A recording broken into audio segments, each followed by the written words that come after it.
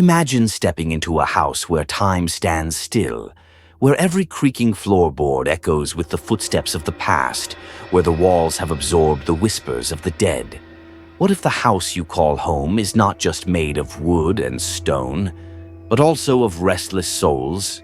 Tonight, we take you deep inside America's most haunted mansions, places where spirits refuse to rest, where history is not just remembered, but relived. Keep watching, but be warned. Once you enter these haunted halls, there's no turning back. Our journey begins in the swamps of Louisiana, where an ancient plantation holds a deadly secret. The Myrtles Plantation is known as one of the most haunted houses in America, its past tainted with murder, betrayal, and dark magic. They say the ghost of Chloe still lingers, her presence felt in the cold breath of air brushing against your skin, in the flickering candle that suddenly goes out. She was a house slave, wronged, punished, and silenced forever. But death did not set her free. It only gave her power. To this day, visitors report seeing her reflection in mirrors, standing in the corners of rooms, watching, waiting. If you stare too long, she might just stare back. Some mansions were never meant to be homes, but prisons for the spirits trapped inside. The Winchester Mystery House is one such place, a sprawling labyrinth of endless hallways, staircases leading to nowhere, doors opening into walls. Sarah Winchester, heiress to the rifle fortune, believed she was cursed by the souls of those slain by her family's weapons. To escape their wrath, she built and built and built. She never stopped, fearing that if she did, the spirits would claim her life. They say she still roams these halls, guiding lost souls through her endless maze. The echo of a hammer still rings at night, though no workers have set foot here in over a century. If you walk these halls, don't be surprised if you find a door that wasn't there before, or worse, one that vanishes behind you. But what happens when a spirit isn't just a shadow in the dark, but something much, much worse? The Bell Witch haunting is one of the most terrifying and well-documented supernatural cases in American history. It started as whispers, then turned into scratching, knocking. Then the attacks began. The Bell family was tormented by an unseen force, one that spoke, threatened, and eventually killed.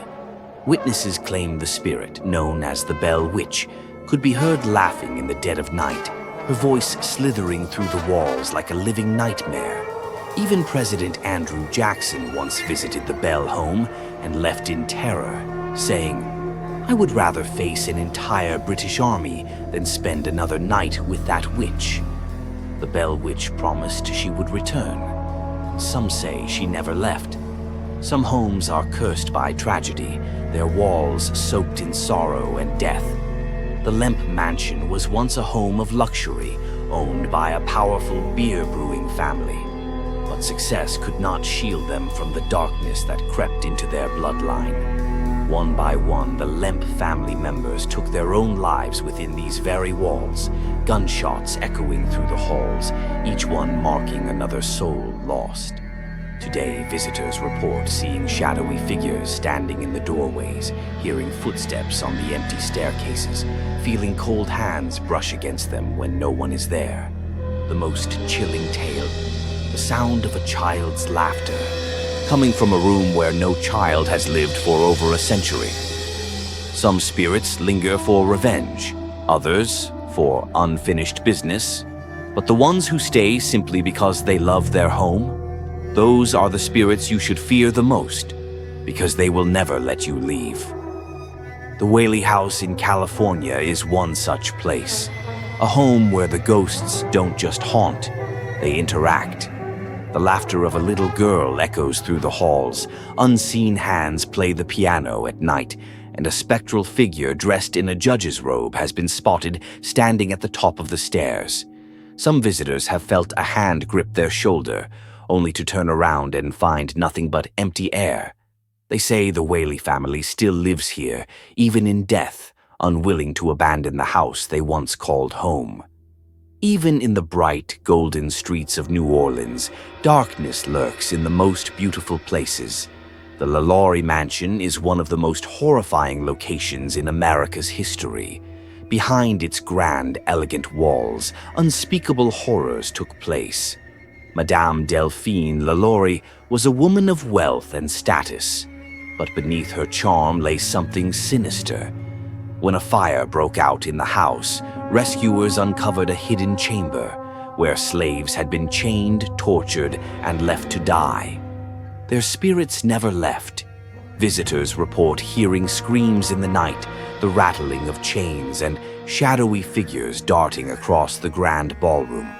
Some say Madame LaLaurie herself still walks these halls, her soul forever cursed by the horror she inflicted. But ghosts don't only haunt the past. Sometimes they reach into the present, reminding us that we are never truly alone. The Congress Plaza Hotel in Chicago is not just a place for the living, it is a haven for the dead. The infamous Room 441 is said to be the most haunted room in the hotel, where guests wake up to see a dark figure standing at the foot of their bed. Others have reported hearing whispers, feeling unseen hands tug at their blankets, and some have even woken up to find their furniture rearranged overnight. The most terrifying reports: guests who check in, but are never seen checking out. Some believe that hauntings are just echoes of the past, replaying like a broken record. Others say spirits have unfinished business. But what if they are something else entirely? What if they are watching, waiting, choosing their next victim? The most terrifying thing about a haunted house is not the ghosts that dwell within it, but the question that lingers long after you leave. What if something followed you home? These homes were built to last, but so were the spirits that inhabit them. The past refuses to be buried, and the dead are never truly gone. The next time you visit an old house, take a moment to listen. The creaking wood, the rustling curtains, the faint whispers just beyond your hearing. Maybe it's just the wind, or maybe you're not alone.